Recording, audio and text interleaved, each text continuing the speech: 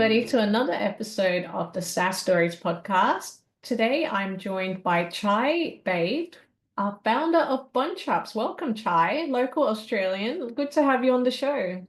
Thank you, Jana. Thanks for having me. Yeah, it's a pleasure to be part of the show. Absolutely. So, first question, of course, is what inspired your journey into group marketing and storytelling? Tell us about Bunchups. Where did the idea come from? When did this happen? And what made you think, you know what, I'm going to quit my job and start my own business? I'd love to share. Um, it all started in nearly 2015, when I was working as a mechanical engineer. And I was working for about like 1 year, as a full-time contract, with an organization here in Geelong. And I was working as a mechanical engineer. And then I realized that there is more to me. Like there's a purpose behind, like I've always been that guy. Like normally I'm a type of guy where if when someone goes to a restaurant, they look at the menu. Like they normally look at the menu, whereas I don't look at the menu. I look at like surroundings. How are they marketing? What are they doing? How are they different from the others? That sort of thing is what sort of excites me. And in that process is when I realized like I really want to do something, like not just like being a mechanical engineer. And that's when I took the leap. One day I went to my boss and I was like, hey, I'm quitting today. And he was like, why are you quitting? And I was like, well, because I'm taking the leap. I wanted to like start something on my own, and don't ask me what, but I wanted to do something, which I'm yet to figure out. And then I started doing like quite a lot of things. I was doing quite a lot of things just to figure out what I really wanted, improve my communication skills and all that. My dad used to always tell me, if you want to know what you really love, you have to explore different things until you really, really enjoy it. And Wise man. yeah, in that process is when I figured out like marketing is my thing. I really enjoyed marketing, but even before that, I actually started another business. It's an online marketplace for sort of auto repairs and sort of services and that kind of thing. Again, that's a marketplace, a two-sided marketplace. Because I'm into like businesses trying something new with everything I know. I thought I had enough knowledge to start a business. I started it. Quite didn't work out, but I've learned so much in that. And what sort of excited me in that whole process, although the business didn't go well, is like the whole idea of growth marketing. The there's a beauty to storytelling that a lot of people don't understand. And a lot of times, even when I started my business, I was like, okay, I need to create some ads to sort of advertise my business. I need to create some ads, put them out there, and hopefully I'll get some customers and all that. But the reality is, nope. A lot of startup businesses often do this. They start a business, they'll be like, okay, well, I'm going to run some ads on Facebook, on Google, and I'll get some customers. But no, it doesn't work like that. So yeah, there's like way more to it. It's all about storytelling. It's about building a relationship. It's more like this, right? Let's say you're walking down the road and I'm walking sort of past you, and then randomly I come up to you and say, hey, I'm selling this pen. Would you buy it? The chances of you buying is very, very, very low, right? Really run away. Exactly. You would be like, who is this weirdo? Help me out of nowhere. But if I just instead say, hey, how are you? And then I just walk past you, I won't say anything else. And then the next day, next time when I see you, I'll say, hey, how are you? It's a nice day, isn't it? And I try to, and then again, the third time I do that, fourth time, so you get familiar with me first. So at that point, the brand is myself, me as a brand. Now, eventually, as I say, hello, how's it, like nice day, maybe someday you're looking for something, I'll come up to you, hey, can I help you? And then you might say, hey, I'm looking for this place. I was like, oh, you just go down the road. That's how I build a relationship. And that's how I build a relation. And then in that process, what happens is at some point you might just say, oh, Chai, so what do you do for work? And then I will say, oh, I sell this creative pens. Like they're pretty unique. They write well, excellent, blah, blah, blah. And that builds a bit of curiosity in you. It's like, oh, okay, well, that's interesting. Because I didn't actually try and sell you, but I actually sold a brand. Because of that brand, you naturally, got attracted to the pen, and then you might want to try it at some point. That's how I do that. So, yeah, long story short, it's just like the whole concepts of marketing that a lot of people just don't understand. It's about psychology. So I've learned all these things over time by making so many mistakes. And people told me like, Chai, you're doing so many mistakes. I'm like, I don't care. I'm learning. I'm learning so many things. I've learned so beautiful things in marketing. I understood psychology in marketing, three different A/B tests and all that. So I've ran so many Facebook ads just to figure out what people really need, what people attract. But at the same time, it's not the same for, let's say, if you're trying to sell one product in Melbourne, the same using some marketing strategy. And if you use that, if you copy and paste the exact same strategy in Sydney, it may or may not work. There's no guarantee, because at the end of the day, it's different because the people are different. My mindset is different. The way they look at things is different. So you need to sort of work at showing the right message to the right person at the right time for anything to work. And you need to figure out how to do that. That's the whole process of marketing, I'd say.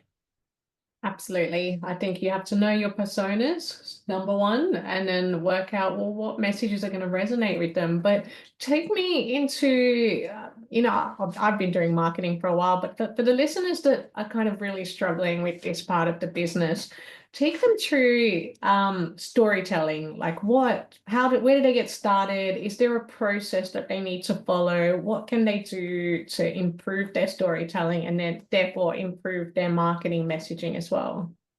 Yeah, it comes down to the same concept where I was talking about building a bit of trust, right? And if you go and sell directly to customers, let's say if you're selling, I don't know, board games, and you go up, you sort of start running some Facebook ads or social media posts saying, hey, we sell this, we sell this, we sell this, it won't work. Like there's no way it will work. You might get, after spending like thousands of dollars, if you might get like a couple of customers, but that's not how it works. And that's, there needs to be a return on investment on everything you invest or you spend time on.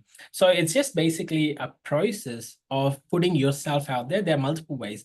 There is no sort of one way on how you can do this, but then in general, storytelling is basically a process from the beginning, and you basically, it's a process of building a relationship with your audience, right? Building a bit of relation with your audience. Now, there are multiple ways. For example, the way I prefer to do is like, I would probably go out there and say, hey, this is what I do. This is who I am. This is why I started the business. This is the value proposition. Make your brand, like make your value proposition, make what you sell clear. Put the message out there in a nice and clear way. But again, don't just try and sell. Just don't say, I sell this, come, buy, it's $50 and all that. But instead, just put yourself, be honest. In today's world, right? We are into, particularly we're going into a phase where it's like all AI, and you don't know what is AI made and what is actually human made, right? And everything looks, even if on YouTube, there are thousands of videos today, and most of these are like AI based videos, right? Now it's hard to tell. So at this point, particularly if you go out there, put yourself out there, tell your story, tell in a beautiful way. There are many ways on how you can tell your story in a beautiful way. Just, covering, where did you come up with this idea and why you think it serves the purpose today? What sort of problems it solves? What sort of solution you're providing, and why you're doing this? And everyone who's starting business, there is some reason behind this. That's what I believe in, at least. For everything, they might have seen a pain point. They might have seen like people struggling, or they might see like a problem that they've noticed, and they're trying to provide a solution. And put yourself out there, tell your story the right way. And then again, as I said, just don't go and sell, but instead just sort of select their email address. Just say, hey, I have so much value to provide. For example, if you're trying to solve a problem, you can educate them around the problem before you try and sell it. So there are like so many questions they might have, and try and answer those questions by, let's say, it's because running so many ads to the same person can be a little bit expensive if you're running Facebook or Google ads and all that. So instead, what I would say is find some good ways to collect their email addresses by being honest, by telling the truth, by telling the story and all that. Once you get the email, then educate them further around like the problem you're solving, why it is important, or is it serving environment, blah blah blah. Cover different points educate them, and then naturally you don't even have to sell. You people will get to a point where they become patrons of your brand. They believe in you. You sell whatever, they buy whatever. That's how people get. You need to do that. You need to get to that point. Until then, you got to be patient. It's not gonna happen overnight. If someone tells you that, hey, start a business, you'll start making money from tomorrow, nope, it's not gonna happen. You got to be patient. You got to try. You got to be patient in it, sort of let people sort of accept your brand, and slowly you'll see sales coming through. Absolutely. I totally agree. You got to out educate your competitors. And, I think in the world of SaaS as well, usually they don't know that they're having a problem. They're probably just using their, manual old ways. Usually it's spreadsheets or something like that. And until they see like, well, actually you can do this, 10 times faster and 10 times more accurate if you just use this SaaS platform instead of your spreadsheets. But you're right. It's really just about educating them on that journey rather than just, straight for the sell. So definitely that's been my experience in the world of marketing as well. So how does Bunchups work exactly? What does it do? How does it help? If an organization was to adopt it, how can they use it to gain that trust with their customers? Okay, so let me put it as a story, because that's my real story. Please. So I went to a few meetups, right? Around me. I'm an introvert myself. And then I went to these meetups, and there were like 10 people, 20 people, 30 people, different meetups. Like, there are a lot of people. I went there. I tried to introduce myself, particularly for introverts and all that. It's not just easy just to go out there and introduce yourselves. But I'm okay. I think I went there, introduced myself. I had a nice chat with a couple of people. And then the sort of whole meetup started, and we were all busy and all that. And then we were like, okay, it was nice talking to you, and then see you later. And I never saw him after that. So this happened to me quite a lot. And what I felt was, okay, when there are too many people, you miss that sort of personal connection with just one person. Imagine like playing or maybe just going out to a meetup with like 20 different people versus going out to meet up with just one person. That Mhm. guy, that person gets your full attention, he gets your full attention, and you get his full attention. So, which means the connections are a little bit more deeper. And that made me wonder, I was like, what if we build a platform that connects people based on shared interests, right? But in a small group, more like a one-on-one or a very small group, right? Mhm. As opposed to a large group. And what that means is, for example, again, this is also my case where I've been wanting to work out, but I'm struggling to be, I'm internally motivated. I'm a type of person, I was like, oh, I'm gonna start working out. I need to start working out, kind of internally motivated. But externally, I sort of lack that motivation. I need that nudge. And I was like, if only there was a guy. I'm pretty sure there's a guy in my neighborhood who is also exactly going through what I'm going through. He's internally motivated, he's struggling to work out. And that's where I thought, hey, if only there was a platform that connects both of us, where I can go on there, list an activity and say, hey, I'm wanting to work out. Let's work out together this evening to start with, and we'll see how we go at 6 p.m. And I list an activity, and people around my neighborhood will get to see it. And then let's say if there's someone who is like me who saw that and be like, okay, I'm very interested in this workout as well. I've been going through the same path. And let me message this guy, and then we chat. We sort of communicate using private messages, and then we hit the gym together.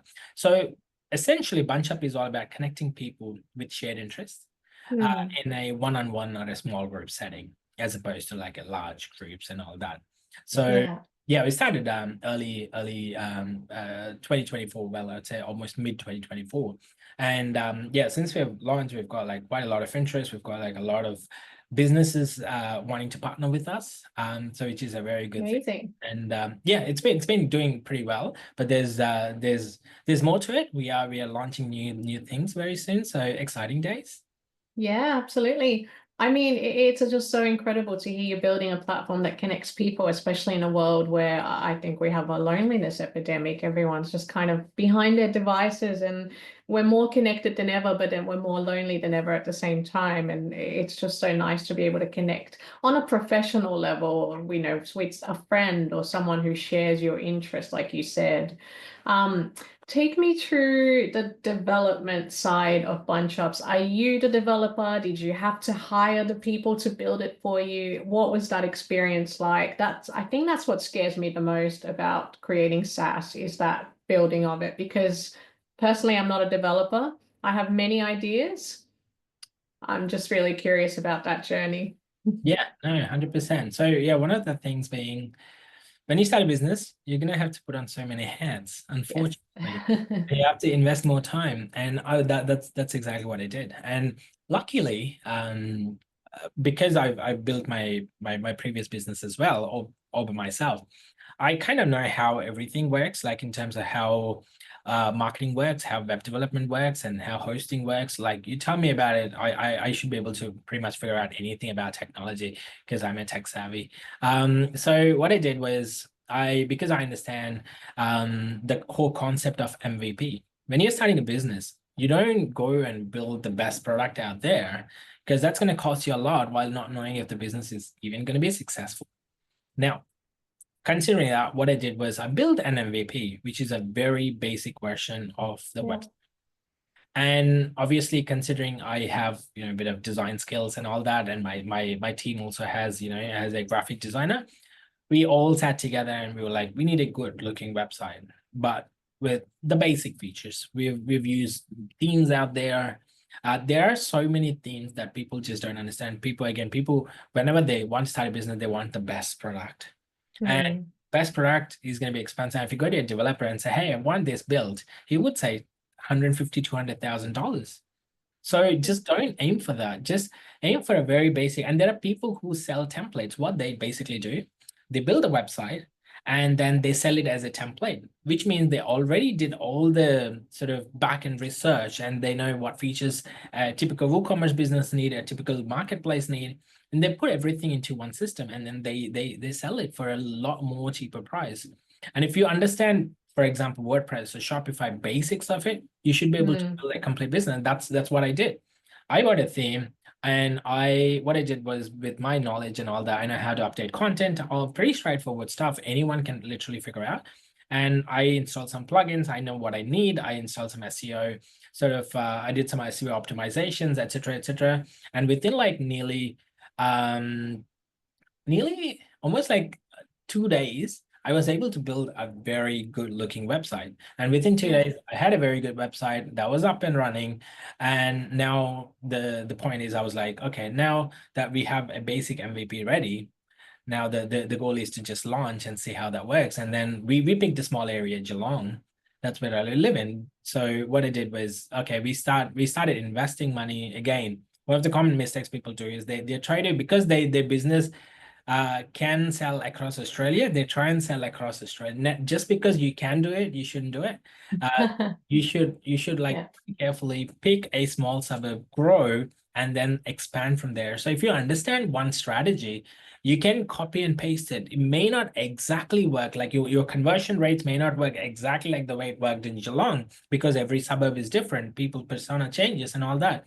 But at least you know that at least 50%, let's say you got like 20% conversion, at least you get like 10% conversion, but you know that it's working at least. So that's how that's exactly what I did. Like I started small and didn't spend a lot. Like a lot of people don't even believe, when I started Bunchups, the total amount I spent was nearly $600 to start Wow. Bunchups. Yep, Yeah. literally everything. And you can do it too. And yeah, that's why I'd be happy to like even tell people or show people how to do that, like at some point. But it's a pretty straightforward stuff. You just need to know basics of the technology. Yeah. Yeah.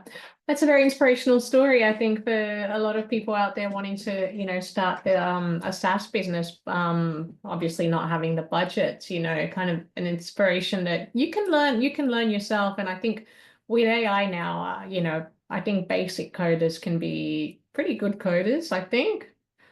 So yeah, no, so I think you can learn a lot. So You mentioned SEO as being important to this growth of Bunchups. Are there any other marketing campaigns or, growth campaigns that you've utilized that have been really effective for growing? Yeah, like partnerships is just networking Mm, partnerships.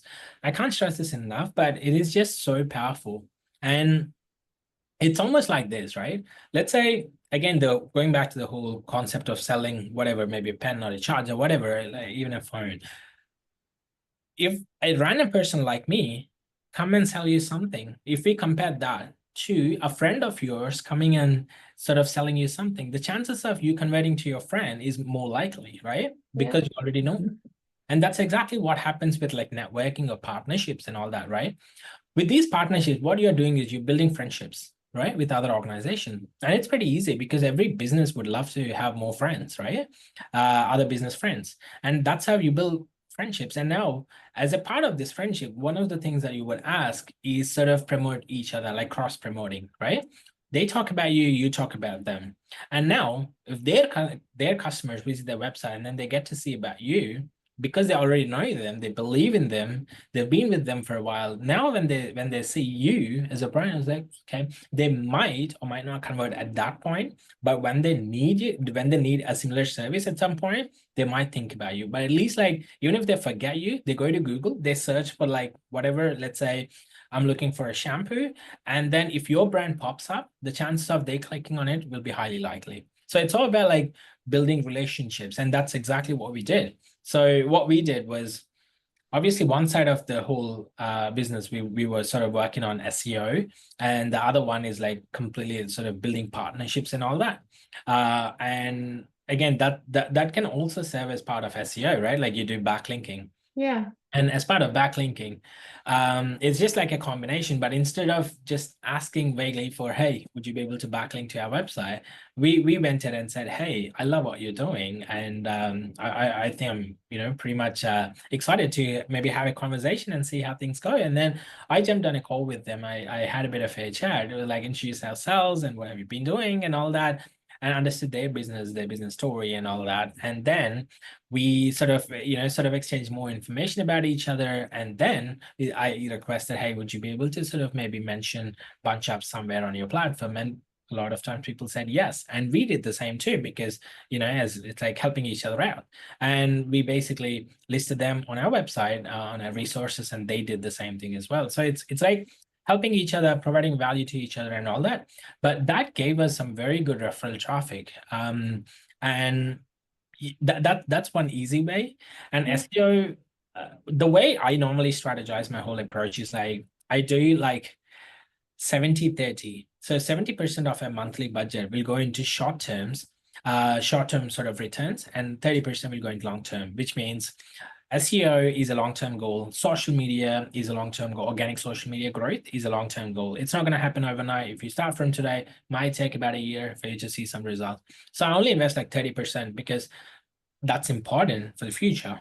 But at the same time, it's important to generate revenue today for us to continue operating the business. What we do, we invest some into things that will give us instant return on investment, sort of things like ads, social media ads, Google ads, and all that. And that's how we operated the business. And then we started generating some revenue, and we're investing that back into the business for long-term sort of goals and all that. So everything sort of worked out well, and that sort of helped us grow our business altogether. So yeah, it's just like a combination of one of the things that I would also mention is growth hacking. It's a pretty like sick word to sort of hear. Every time I talk about it, that excites me, because growth hacking is basically identifying some tactics in your industry that will most likely, I would consider that as a short-term returns, because if you identify what actually, there are some tactics, right? I'll tell you one good example of Airbnb. Please. Yeah. Yeah. So Airbnb is basically, you guys know, I believe you know Airbnb. So when they started the business, they started like sort of promoting it online and all that, but they were struggling. They went to a few network events and all that. They were struggling and all that. And finally, through some network events, they got like only a few customers. They were okay with it, but they were like, okay, we need more. Like for a business, getting like 2 or 3 per month is not good enough. What they did, they're in the US, there's this website called Craigslist, right? Where Yeah. list everything, right? Like literally properties, renting, and you name it.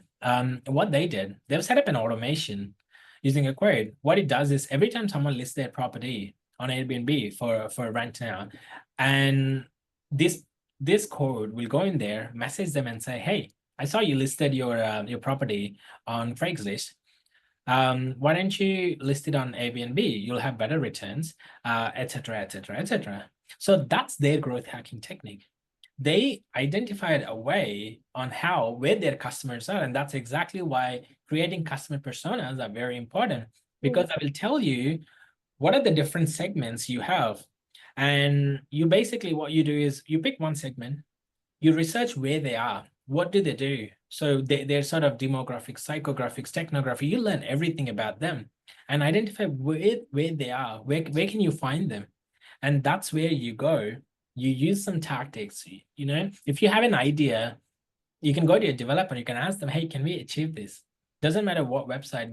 There's a code for literally everything. People can write code for literally anything.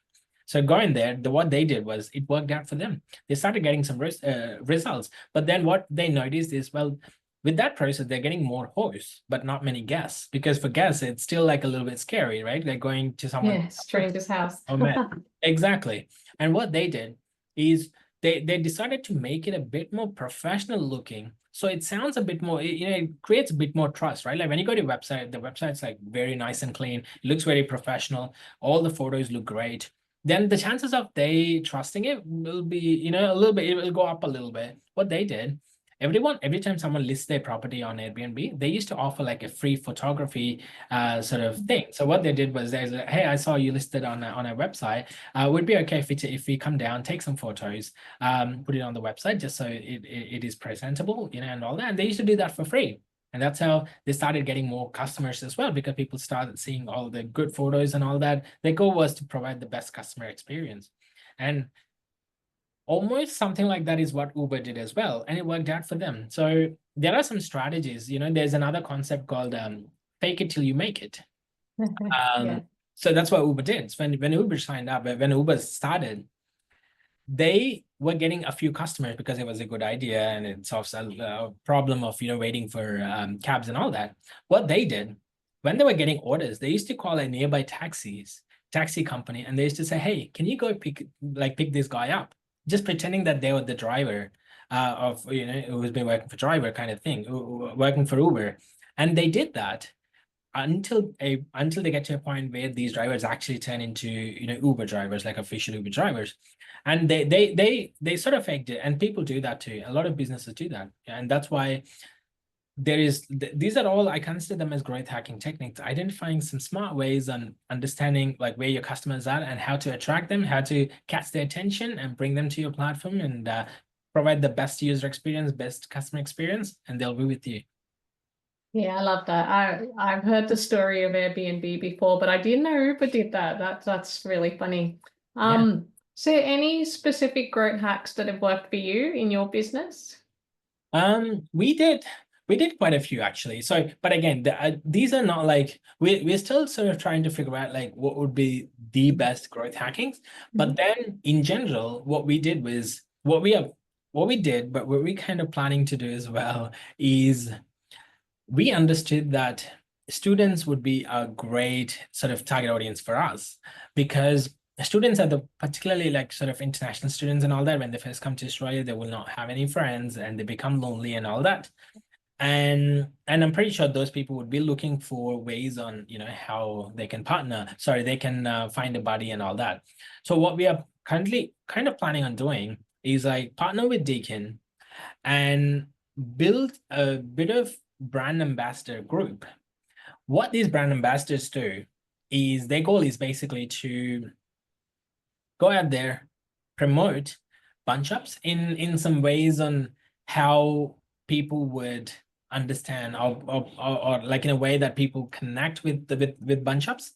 And we did have some ideas around what are some smart ways on how we were all like sort of having a bit of a chat around this for like multiple days. We're like, okay, we need to find like that technique which will attract people and all that. So one of the things that we found was like partnering with Deakin University, yeah, and sort of collecting sort of a group of brand ambassadors who partner with us, and what we do in return. So what they do for us is they basically create that awareness, that sort of brand awareness among university. But in return, these people get like training in marketing. They get training in they get like networking. So we run networking like events kind of thing. So they get to be a part of it. So for students who are just starting their career, Mm. or just sort of studying and all that, for them, I think it'll be sort of a wonderful opportunity to be a brand ambassador of a business while learning new skills, learning marketing, and sort of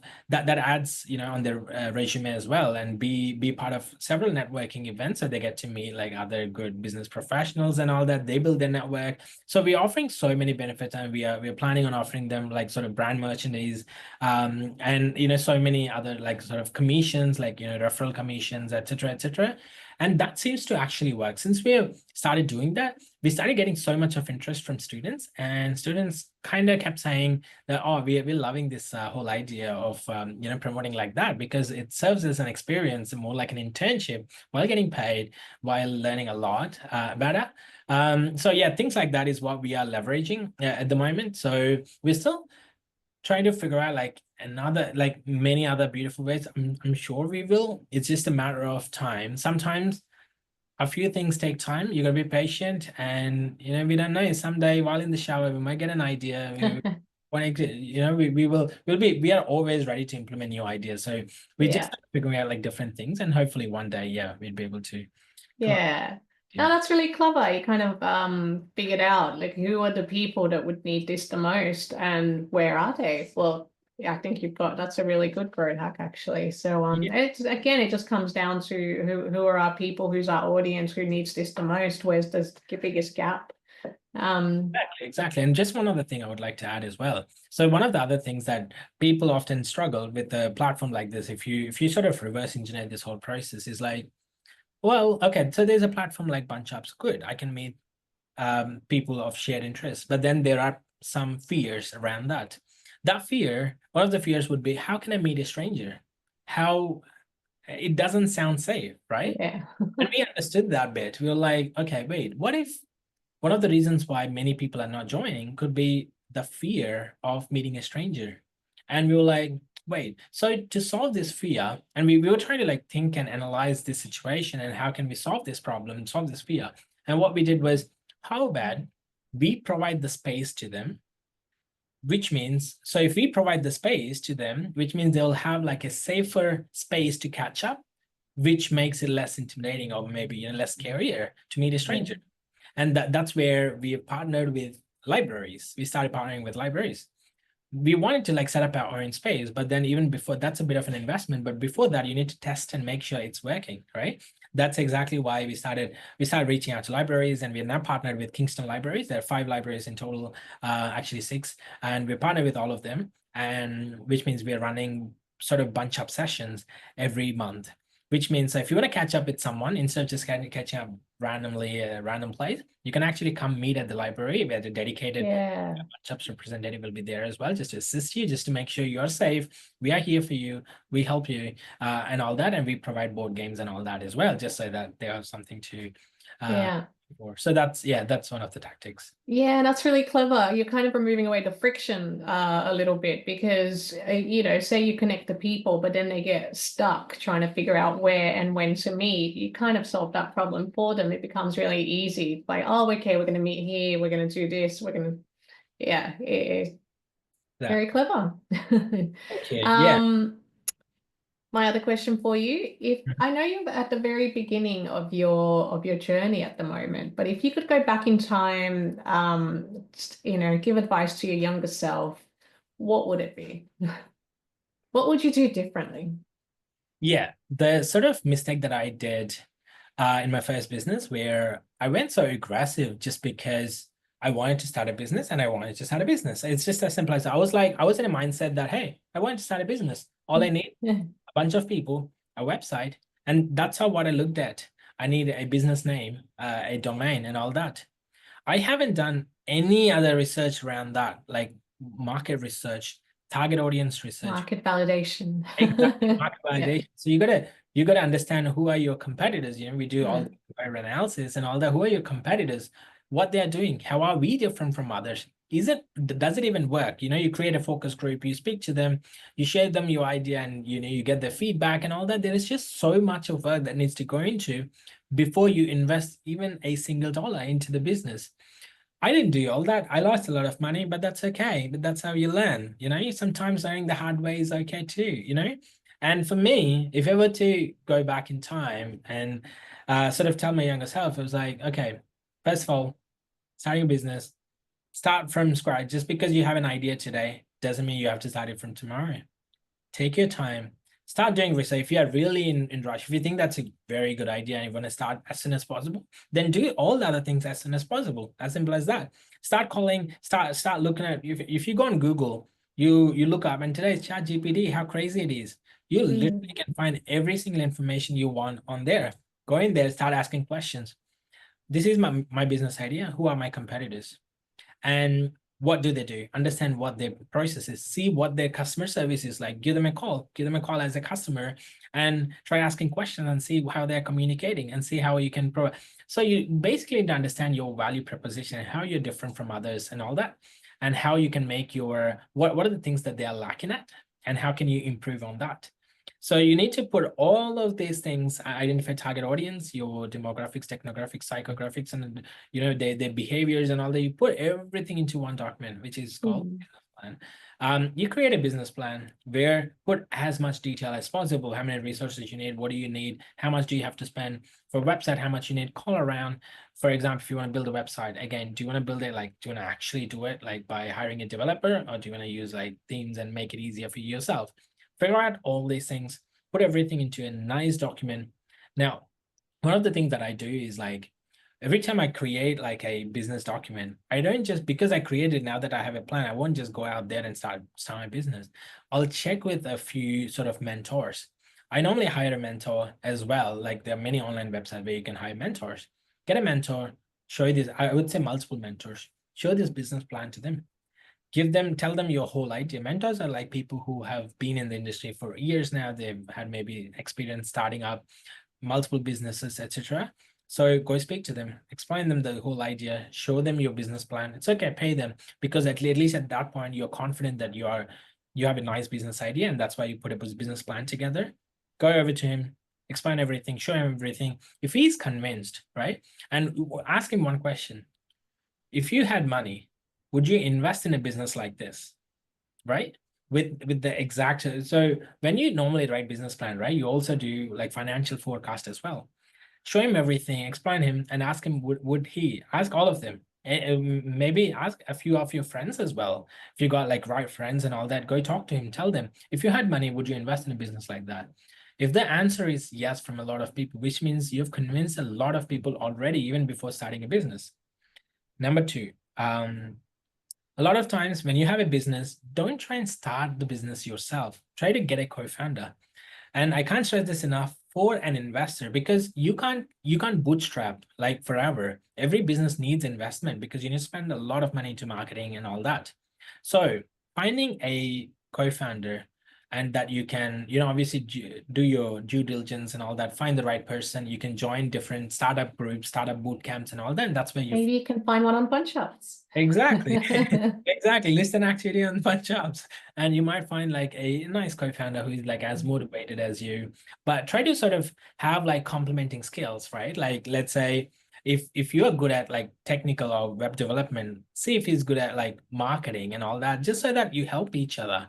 If you're good at like marketing, see if he's good at like development, find someone like that. So because you form a good team, and when you go to an investor at some point, investor looks at it. Investor looks at like who is the co-founding team.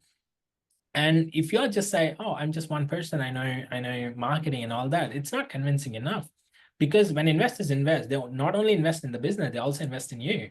So they need to make sure that you find the right person. Dealing with one person can be a little bit tricky.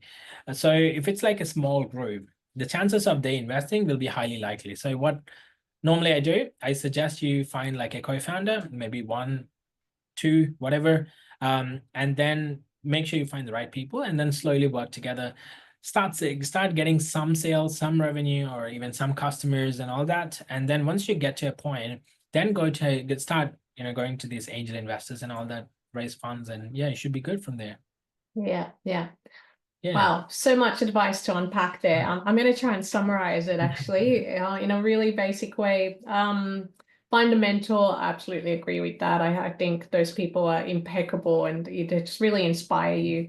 Find a co-founder. Now, there's actually research on this. I don't know where it's come from, but it shows that VCs are more likely to give you funding if there's two of you rather than one of you. And I think it's just safer that way. They've got two people to depend on. Um, but yeah, again, Chai, thank you so much for that advice. I think there's a lot to unpack there, a lot of good tips. I'm sure the listeners have learned quite a bit from this. Really appreciate you being on the show. Thank you. No worries at all. And thanks for having me. It's a pleasure to be part of the show. Absolutely.